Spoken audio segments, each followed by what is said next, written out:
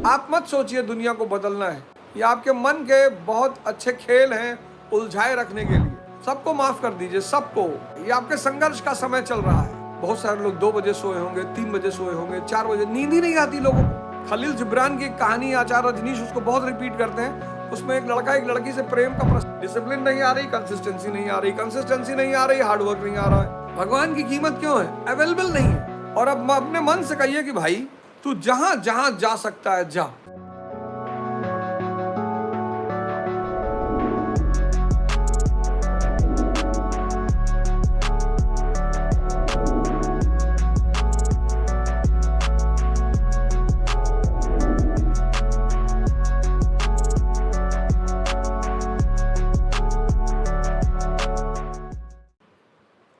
एक गांव में एक आदमी की आंखें फूट गई। तो जब उसकी आंखें फूट गई तो वो हंसने लगा, नाचने लगा, गाने लगा।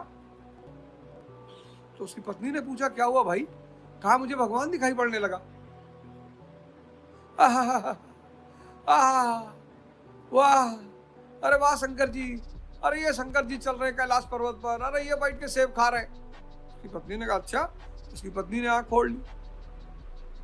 अब जब उसकी पत्नी ने आंख फोड़ ली, उसने कहा मुझे तो कुछ नहीं दिखाई पड़ रहा है। बोली पगली अब काहे कह रही कुछ नहीं दिखाई पड़ रहा है, तू भी नाच। तो भी लगी नाचने। तो अड़ोस पड़ोस वालों ने आंख फोड़ लिया। वो भी आके बोले अबे कुछ दिखाई दो। बोले चुप, कुछ दिखाई नहीं पड़ रहा है, नाच बे नाच, पूरे गांव की फोड़वानी है। बस यही मानव है, उसकी खुद तो फूटी हुई है और तुम देखने लगते हो तो उसको दुख होता है। प्रधानमंत्री जी ने 25 मिनट की एक स्पीच दी, हमें अवगत कराया। एक्चुअली हमारा 85% तेल इंपोर्ट होता है, जिसमें 60 से 65% हम वेस्ट एशिया से, मिडिल ईस्ट से लेते हैं। तो अगर ये वॉर चला तो स्वाभाविक तौर पर तेल की कीमतें बढ़ेंगी। अभी और अगर ये चलता रहा तो ये स्वाभाविक तौर पर तेल की कीमतें बढ़ी। 8 लाख करोड़ का हमारा फॉरेन रेमिटेंस है, मतलब बाहर से जो पैसा हमारे पास आता है वो 8 लाख करोड़ के आसपास आता है, जिसमें 50% मिडिल ईस्ट से आता है। 50% मिडिल ईस्ट से आता है। एक बहुत अच्छी संख्या में भारतीय वहां रहते हैं, उनकी भी सुरक्षा। हमारा एक बहुत अच्छा खासा व्यापार है, बहुत जबरदस्त व्यापार है हमारा उधर, वो प्रभावित हो जाएगा, शिपिंग प्रभावित हो जाएगी। काफी कुछ चुनौतियां हमारे सामने खड़ी होने जा रही हैं। इसलिए मैं आपसे बार बार कहता हूं कि आने वाला समय बहुत ही चुनौतीपूर्ण होगा। घबराने की कोई जरूरत नहीं है, सबके लिए होगा। ऐसा कोई बहुत परेशान होने की जरूरत नहीं कि यार अब क्या होगा। कोरोना आया था, सबके लिए आया था। जो मानसिक रूप से मजबूत थे, प्रिकॉशन ले रखे थे, वो सब के सब बच गए। और जिन पे गुरु कृपा थी, भगवत कृपा थी, वो सब के सब बच गए। तो ऐसा नहीं कि चुनौतियां सिर्फ हमारे लिए आएंगी, सबके लिए आएंगी। इतिहास में एक कहानी है त्रिशंकु की, कि बिना मरे वो स्वर्ग देखना चाहते थे और बेचारे बीच में अटके हुए। स्वर्ग तो बड़े दूर की बात रही, वो बेचारे बीच में अटके हुए। कल एक साहब ने मैसेज किया था, मैं ना तो क्रोधित हुआ ना मुझे दुख हुआ, क्योंकि वो कोई बहुत बड़ी बात नहीं थी। मतलब उन्होंने मैसेज किया मुझे, और कितनी बड़ी बात है कि व्यक्ति ऐसी चीजों को एक्सेप्ट करता है। तो उन्होंने मैसेज किया कि मेरी 10 साल की भतीजी है और 10 साल की कजन है शायद। बोले मैं उसको पढ़ाता हूँ और मैं पढ़ाता हूँ तो मेरे मन में बड़े उथल पुथल के विचार आते हैं। कोई बात नहीं, आपको करना सिर्फ इतना है, कल भी मैंने ये बात कही थी कि आपको करना सिर्फ इतना है कि इस मन से बेहोशी को से दूर करने के लिए या इस मन की बेहोशी से बचने के लिए जहां भी आपको लगता है कि मन आपके ऊपर हावी हो रहा है, जहां भी, आपको तुरंत अपनी सांस को पकड़ना है और इष्ट चिंतन करना है। कल मैंने कहा था ना कि ये आपका मन बाली है, ये आपकी आधी शक्ति छीन लेता है। आप देखो आप कैसे असहाय रहते हो, 4 घंटे रील स्क्रॉल करा दे रहा है, आप नहीं चाहते हो, दुखी हो आप। ये आपका मन बाली है, बाली। ये आपकी आधी शक्ति छीन लेता है। कितने सारे काम हैं जो आप नहीं करना चाहते हो, आप स्क्रॉल नहीं करना चाहते हो, करवा रहा है। आप सीरीज नहीं देखना चाहते हो, दिखवा रहा है। और मजेदार बात है कि वही क्लिपिंग्स बार बार, वही क्लिपिंग बार बार, वही क्लिपिंग बार बार, ऐसा नहीं कोई नई चीज। आप में से बहुत सारे लोग हस्तमैथुन का शिकार नहीं करना चाहते हो, और कर रहे हो तो अपने आप को मिटा रहे हो। और अगर आप कर रहे हो तो आप अपने आप को मिटा रहे हो। और मन जब विचलित होता है तो 2 चीजों की तरफ वो सबसे ज्यादा भागता है, एक सेक्स की तरफ, एक नशे की तरफ। क्योंकि दोनों उसे स्पॉन्टेनियसली, मतलब तुरंत विचार शून्य कर देती है। उसे विचार शून्य होना होता है, सारी परेशानी विचारों की वजह से होती है, उसको विचार शून्य होना होता है। तो ये 2 चीजें ऐसी हैं जो उसको तुरंत विचार शून्य कर देती है। इसलिए आप हस्तमैथुन के शिकार हो। आप जितने ज्यादा परेशान होगे, आर्थिक संकट जितना ज्यादा आपके सामने होगा, दिशा का अभाव होगा, प्रयास कर रहे होगे, सफल नहीं हो रहे होगे, उतनी ज्यादा आप इन चीजों के शिकार होगे। लिख लो आप, कोई हार्मोन फार्मोन नहीं होता, आप खुशी रहो। देखो ये चीजें आपसे बहुत दूर होंगी, क्योंकि जब आप खुशी हो तो खुशी मतलब विचार शून्यता। ये सारी दुनिया एक ऐसे चक्रव्यूह का शिकार है। चक्रव्यूह, 98% लोग इस चक्रव्यूह के शिकार है, और उस चक्रव्यूह का नाम है सुख। होता ही नहीं। बहुत गौर से सुनिएगा मैं जो कहने जा रहा हूं, हो सकता है आप अपने आप को रिलेट कर ले जाएं, जोड़ ले जाएं, और आप बहुत बड़ी समस्याओं से बच जाएं। सुख, सुख क्या है? सुख विचार शून्यता है। जैसे ही आप विचार शून्य होते हो, आप अपने मूल स्वरूप में होते हो, आप अपनी चेतना से जुड़ जाते हो। आप उसे चेतना कहो, आत्मा कहो, चाहे जो कहो। इधर आप विचार शून्य हुए, उधर आप अपनी चेतना से जुड़ गए। और चेतना का गुण है आनंद, उसका गुण है आनंद। तो आपने नशा किया, आप विचार शून्य होने लगे। आपको शराब का मजा नहीं आता, वो जो आप विचार शून्य हो रहे हो ना, इसलिए जैसे जैसे पैक बढ़ेगा वैसे वैसे और मजा आएगा। वो मजा क्या है? विचार शून्यता। और आदमी इतना पी लेता है, इतना पी लेता है कि बेहोश हो जाता है। मतलब उसको अपने ऊपर नियंत्रण ही नहीं रह जाता, वो बेहोश हो जाता है, बेहोश। और वो 4 घंटा 5 घंटा जब तक बेहोश है, वो अपने विचारों से बचा हुआ है। तो शराब का कोई आनंद नहीं है। वो शराब जो विचार शून्य कर रही है ना, उसका आनंद है। शराब से ज्यादा तेज सेक्स। पागल है दुनिया। अब सेक्स की स्पीड तो लाइट की तरह है। विद इन अ सेकेंड आपको विचार शून्य कर देगी। विद इन अ सेकेंड चाची भतीजे को लेके भागी जा रही है, भांजा मामी को लेके भागा जा रहा है।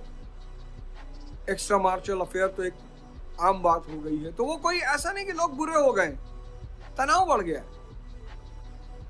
फिर एडवेंचर आपको विचार शून्य करता है। समंदर में कूद गए, खाई में कूद गए। फिर आप रील्स आपको विचार शून्य करती हैं, सीरीज आपको, मूवी आपको विचार शून्य करती है, जुआ आपको विचार शून्य करता है। यही वजह है कि इन चीजों के प्रति इतना आकर्षण है। ये सुख देती हुई प्रतीत होती है। तो जिस दिन आप ध्यान करने लगते हो और जब आपका ध्यान लगने लगता है, तो ये सुख जो आप बाहर ढूंढते हो, ये आपको स्वतः अंदर ही मिलने लगता है। और उस दिन से माया के प्रति जो आपकी दौड़ है वो खत्म हो जाती है। आपकी जो अज्ञानता है वो खत्म हो जाती है।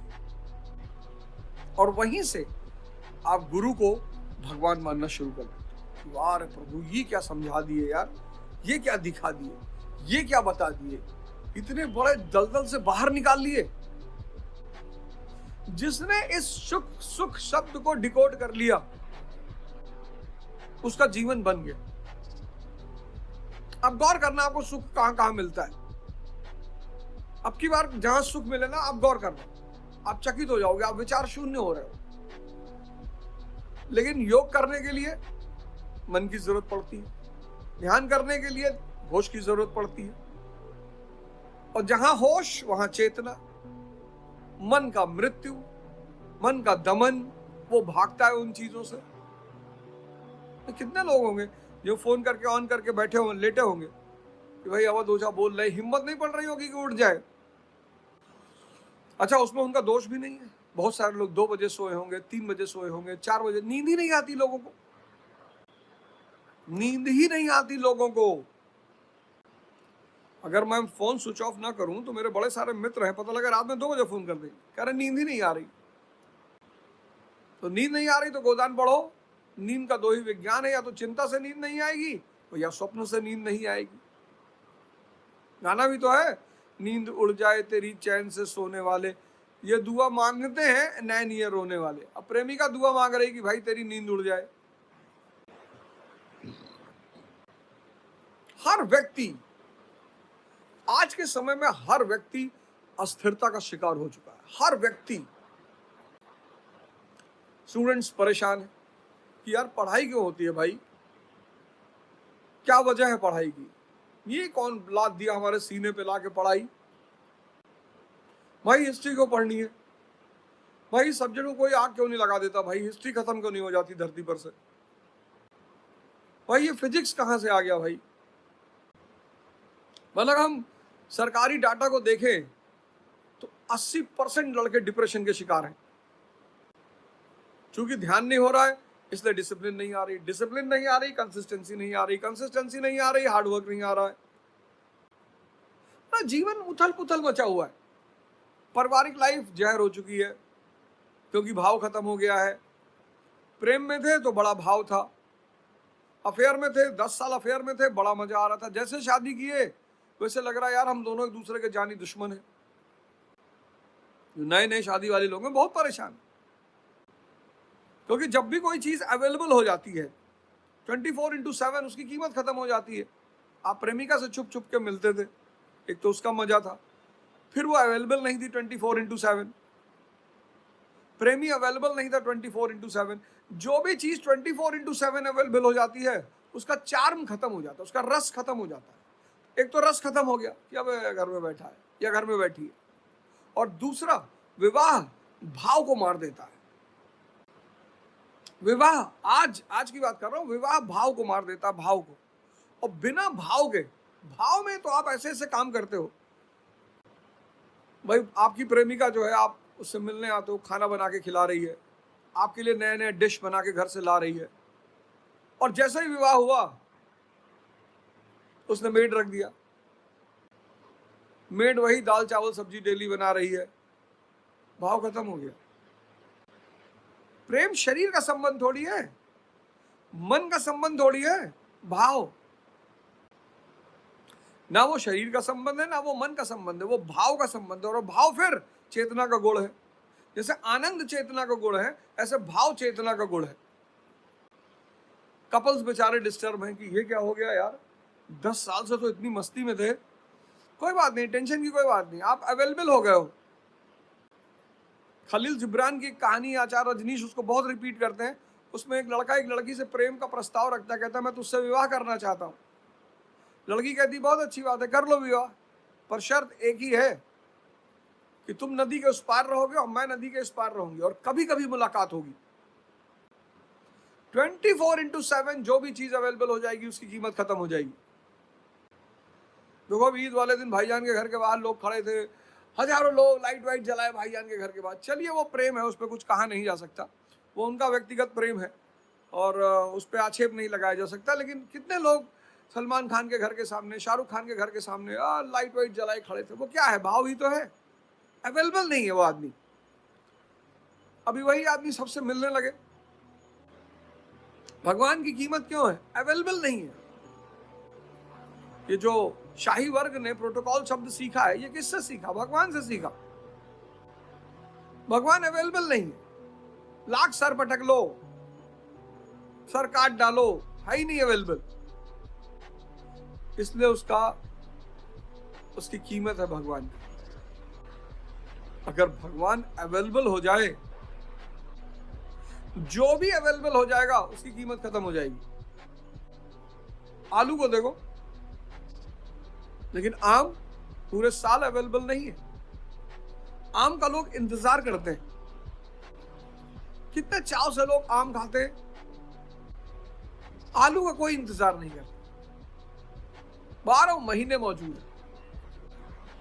तो पहली बात तो 24 घंटे की अवेलेबिलिटी रस को मार देती है, और दूसरी बात भाव का खत्म हो जाना, क्योंकि लीगली आपके पास अवेलेबल है ना, लीगली आपके पास अवेलेबल है। तो आपको एक शब्द को डिकोड करना है, उस शब्द का नाम है सुख। तभी तो कहते हैं कि मोक्ष परम सुख है। परम सुख इसीलिए भाई बुद्ध ने, महावीर ने, कबीर ने, दादू ने, नानक ने, रैदास ने ये परम आनंद में जिए, परम आनंद। आपको लगता है इनके पास गाड़ी नहीं थी, अरे भैया इनके पास भगवान था। ये बहुत बड़े भोगी लोग थे, ये चेतना का भोग कर रहे थे, ये क्षुद्र सुख के चक्कर में नहीं थे, इंद्रियगत सुख के चक्कर में नहीं थे। इन्होंने बहुत बड़ी चीज डिकोड कर ली थी। भाई मैं देखता हूं दलित लीडर्स हैं, दलित लोगों को बुलाते हैं, मैंने किसी को किताब वितरण करते हुए नहीं देखा। बाबा साहब अम्बेडकर के हाथ में क्या है, किताब है, क्योंकि वो किताब इस बात का सूचक है कि जिसको ज्ञान मिल जाएगा वो समाज में सर्वोच्च हो जाएगा। डॉक्टर अंबेडकर ने ब्राह्मण सर्वोच्चता का मूल सिद्धांत खोज लिया था। डॉक्टर अंबेडकर ने ब्राह्मण सर्वोच्चता का मूल सिद्धांत खोज लिया था, और वो मूल सिद्धांत है ज्ञान। इसीलिए उनके हाथ में किताब है, और वो दुनिया के हर सप्रेस्ड आदमी से कहते हैं डॉक्टर अंबेडकर कि किताब ले लो और किताब को गले से लगा लो और तुम्हारा जीवन बदल जाएगा। तुम भी ब्राह्मण हो जाओगे, ज्ञानी हो जाओगे, सर्वोच्च हो जाओगे। लेकिन ये भारत के दलित नेता तो कहते हैं अरे हमें दलित ही रहना है। क्यों भाई, क्यों रहना है? क्योंकि वोट बैंक की राजनीति चलेगी इस पे। मैं मनुस्मृति जला दूंगा, जला दो। मनुस्मृति सामंतवादी दौर का नियमावली है, लॉ बुक है, वो धर्म ग्रंथ नहीं है। मनुस्मृति जला के तुम्हें क्या मिलेगा? मैं मनुस्मृति जला दूंगा, जला दो, मिलेगा क्या तुमको? मिलेगी वाहवाही। वो बेचारे शरीफ सज्जन लोग, भोले लोग, वो सोचेंगे अरे भैया ने मनुस्मृति जला दी, भैया किसी से डरते नहीं है। मनुस्मृति धार्मिक ग्रंथ नहीं है, सामंतवादी दौर की कानूनी किताब है। लिखी गई थी मौर्योत्तर काल में, मौर्यों के बाद के काल में। तो इन सब पागलपनों से आप बचें। आंख बंद करिए, एकदम शरीर को ढीला छोड़ दी, पूरी शरीर ढीली, और अब अपने मन से कहिए कि भाई तू जहां जहां जा सकता है जा, जा, मैंने तुझे आजाद किया, जा, जा सिमरन ऐश कर ले, जा, सोच ले जो भी तुझे सोचना है, जा। और जैसे ये बात आप उससे कहेंगे, आप गौर करिएगा, वो शांत हो जाएगा। जहां भी आपको मन भटकाए, जहां भी, तुरंत आंख बंद करिए, सांस को देखना शुरू करिए और इष्ट चिंतन तब तक करिए जब तक आपका मन विलीन न हो जाए। और 6 महीने की ये साधना, मैं दावा करता हूं कि 6 महीने की ये साधना आपके पूरे जीवन को बदल करके रख देगी। मन को आजाद कर दिया कि बेटा जा, सिमरन तुझे छोड़ दिया, जा अय्याशी कर, जा जा, तू जो सोचना चाहता सोच ले, तेरे ऊपर कोई बंदिश नहीं। मन को एकदम छोड़ दीजिए, निग्लेक्ट, इग्नोर। जैसे वो चतुर्लिंगम के लिए कहते हैं ना 3 इडियट में, इग्नोर। उसको दबाना नहीं है, उसको रोकना नहीं है, उसको आजादी देना है। वाह, बहुत अच्छी स्थिति में है आप, शानदार। खुद को बदलना है, खुद को सुधारना है और खुद को शक्तिशाली बनाना है। इसको दोहराइए मन ही मन में कि खुद को सुधारना है और खुद को शक्तिशाली बनाना है। भिखमंगा होकर किसी बड़े उद्देश्य का निर्माण मत करिए, कोई फायदा नहीं होगा, आप सिर्फ परेशान रहेंगे। आप मत सोचिए दुनिया को बदलना है, समाज को ठीक करना है, समाज में शांति लाना है, ये सब आप मत सोचिए। ये आपके मन के बहुत अच्छे खेल हैं उलझाए रखने के लिए कि हमें भारत को विश्व गुरु बनाना है। आप सिर्फ अपने आप को विश्व गुरु बना लीजिए, भारत स्वतः विश्व गुरु बन जाएगा। जिन खोजा तिन पाइया गहरे पानी पैठ, कस्तूरी कुंडल बसे मृग ढूंढे बनमाई, और ऐसे घट घट राम है दुनिया जाने नाई। कबीरदास जी ने कहा कि कस्तूरी हिरण के नाभि में है, कस्तूरी कुंडल बसे मृग ढूंढे बनमाई, पर वो पूरे जंगल में घूम रहा है, जो खुशबू आ रही है वो भाग रहा है। ऐसे हर व्यक्ति के नाभि में राम बैठे हुए हैं, वो उन्हें बाहर ढूंढ रहा है। न गुरुओ न शिष्यम न बंधु न मित्रम, चिदानंद स्वरूपा शिवोहम शिवोहम। यही है शिवोहम, ये सांस का ऊपर जाना नीचे आना, यही शिवोहम है। जो भी कुछ मांग रहा है वो भिखमंगा है। आप नौकरी मांग रहे हैं, शाहरुख खान शक्ति मांग रहे हैं, मुकेश अंबानी दुनिया के सबसे रिचेस्ट आदमी बनना चाहते होंगे, सब मांग रहे हैं, तो एक स्तर पर सभी भिखमंगे हैं। लेकिन भगवान बुद्ध कुछ नहीं मांग रहे, कबीरदास जी कुछ नहीं मांग रहे। कबीरदास जी कहते हैं साईं इतना दीजिए जामे कुटुंब समाए और मैं भी भूखा ना रहूं, साधु ना भूखा जाए। क्या बात, कहते ज्यादा चाहिए नहीं, तू ना वैसे ही इतना दे रखा है, स्वस्थ शरीर दे रखी है, मानव रूप दे रखा है। आपके घर में अगर आपने कुत्ते वगैरह पाल रखे होंगे, देखो बेचारे आपकी दया पे निर्भर है। आप पुलाव खा रहे हो, अगर उनको दो तो ठीक है, ना दो तो बेचारे आपको देखते रहते, मांग भी नहीं सकते। जानवर के पास ये सुविधा नहीं है कि वो जानवर से भगवान बन जाए, सिर्फ मनुष्य के पास ये सुविधा है कि वो मनुष्य से भगवान बन जाए। इसलिए उससे नीचे बनने की जो भी वो कोशिश कर रहा है, वो अपने जीवन को वेस्ट कर रहा है। सबको माफ कर दीजिए, सबको। इन सब ने आपको उलझा रखा है, ये आपके संघर्ष का समय चल रहा है।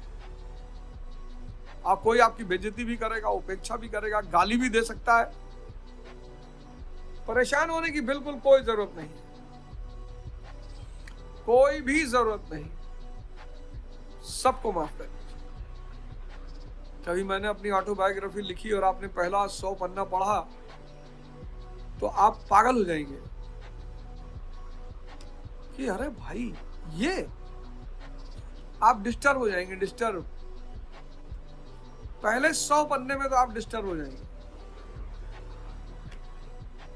और ये मत सुनिए, किसी की बुराई मत सुनिए। लोग एक दूसरे के अरे फलाने बाबा है, मन जानते हैं यार उन बाबा को, कोई कुछ नहीं जानता है। अब आप गोंडा के किसी आदमी से मिलेंगे जो मेरे बचपन में मेरे साथ रहा है, तो और आप कहेंगे कि मैं अवधोजा से पढ़ रहा हूं, तो हंसेगा आपके ऊपर। कहा और कोई नहीं मिला था। यहाँ हर संत के पीछे एक डाकू की कहानी है। उसकी टेंशन मत लीजिए, आप अपनी श्रद्धा को देखिए, बस किसी की बुराई मत सुनिए। अरे सदगुरु ओशो को कॉपी करते हैं तो करने दे, हर आदमी किसी ना किसी की कॉपी करता है। आप सदगुरु को मानते हैं, एकदम मानिए, विश्वास करिए उनके ऊपर, उनके बताए हुए रास्तों पर चलिए। आप पंडित रविशंकर जी को मानते हैं, उनके रास्ते पे चलिए। आप प्रेमानंद महाराज को मानते हैं, उनके रास्ते पे चलिए। ये सब अमृत बांट रहे हैं, ये सब अमृत बांट रहे हैं, अमृत। चलिए, ईश्वर आपको समृद्धि दे, सद्बुद्धि दे, शक्ति दे, शांति दे, यही मेरी कामना है। और आप एक सन्मार्ग पे चले, अपने घर के लिए रोशनी बने, अपने लिए रोशनी बने, इस समाज के लिए रोशनी बने, इस राष्ट्र और इस विश्व के लिए रोशनी बने। जय हिंद, जय भारत।